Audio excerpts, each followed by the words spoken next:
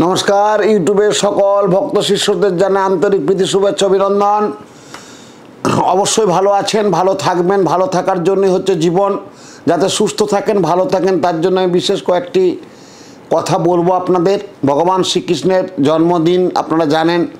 সেই জন্মাষ্টমী থেকে 2025 সাল শ্রীকৃষ্ণের জন্মের দিন থেকে এই জন্মাষ্টমী থেকে শনি, রাহু এবং কেতু বক্রী ও বুধের মার্গী চাল কয়েকটি রাশির জন্য ভাগ্যের দরজা খুলে দিচ্ছে।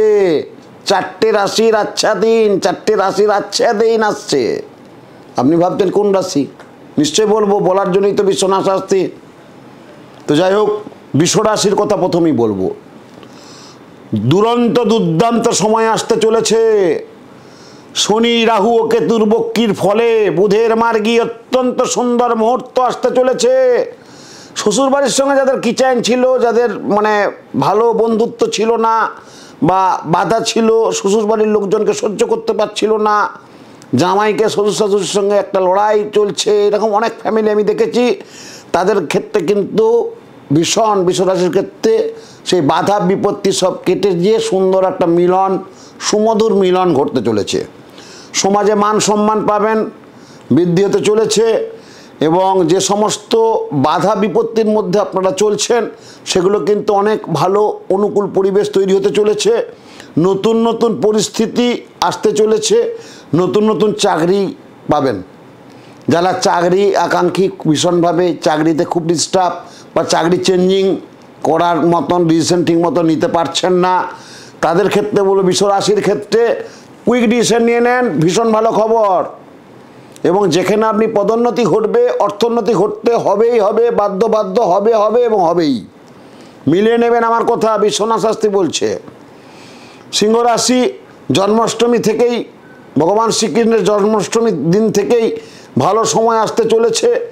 ধনলাভ, অর্থলাভ অর্থাৎ লক্ষ্মী লাভ, উন্নতির পর উন্নতি অবশ্যই হবে।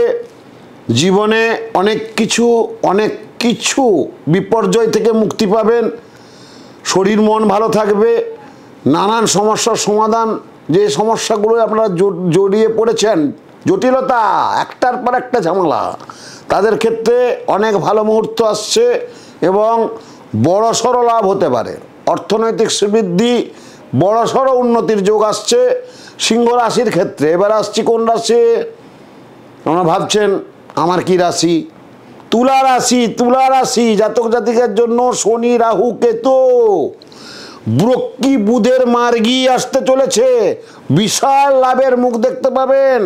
ধনলাভ হতে চলেছে, ব্যাংক ব্যালেন্স বাড়বে এবং শরীর স্বাস্থ্য অনেক ভালো থাকবে। যারা পেটের সমস্যায় ভুগছেন, লিভারের সমস্যায় ভুগছেন, তারা অনেক ভালো থাকবেন। তো একটু হালকা খাবার খাবেন, একটু সেদ্ধ জাতীয় খাবার খেলে ভীষণ ভালো হয়।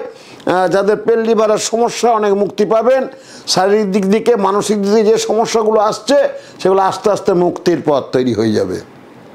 ভগবান শ্রীকৃষ্ণের জন্মদিন থেকেই বিশ্বনাথ শাস্ত্রী এটা রিসার্চ করে দেখেছে আপনাদের এই চারটি রাশির ক্ষেত্রে ভীষণ ভালো।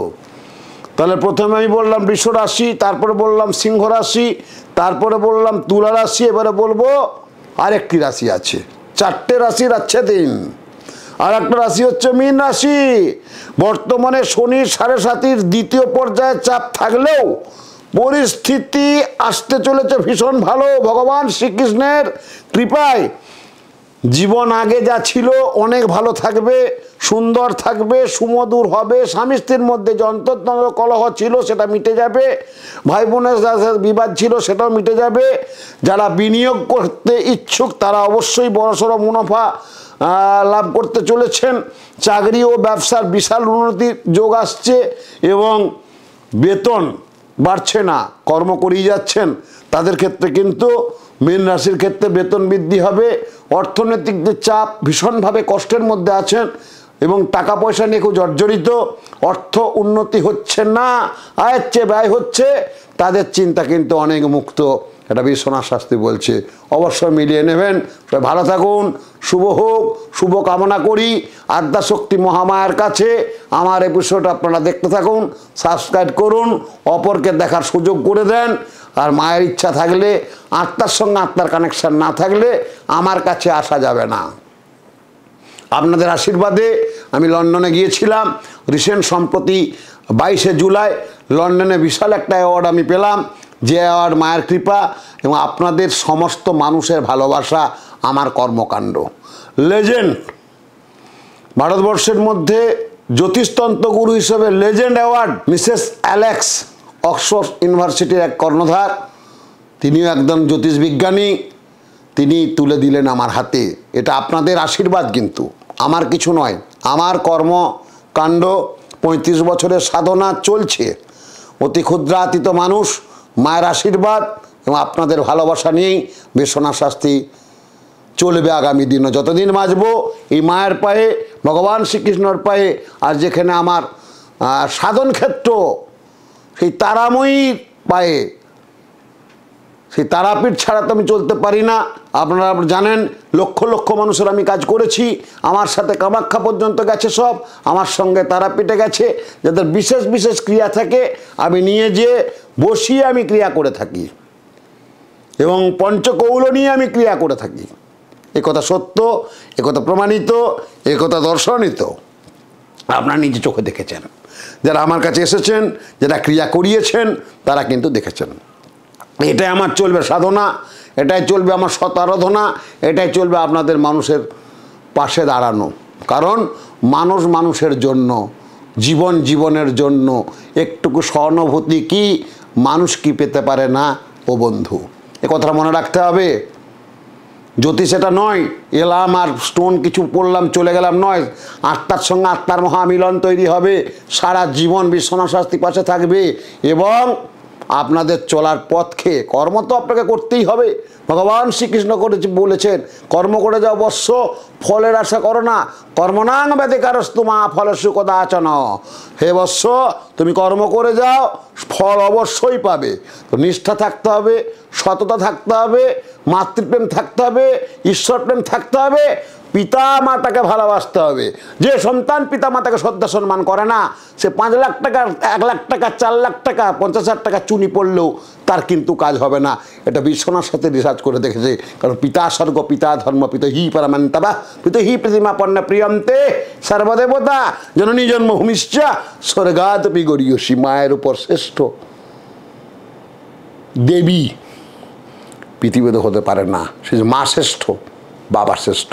জয় মা তারা, জয় মা তারা, জয় মা তারা।